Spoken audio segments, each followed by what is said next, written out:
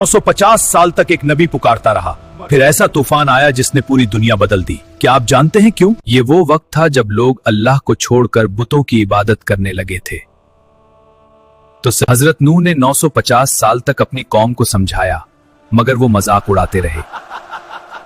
उन्होंने सब्र किया और अल्लाह से मदद की दुआ मांगी। अल्लाह का हुक्म आया, कश्ती बनाओ। लोग हंसते रहे, मगर नूह को यकीन था। फिर वो वक्त आया, आसमान से बारिश बरसने लगी, जमीन से पानी उबल पड़ा।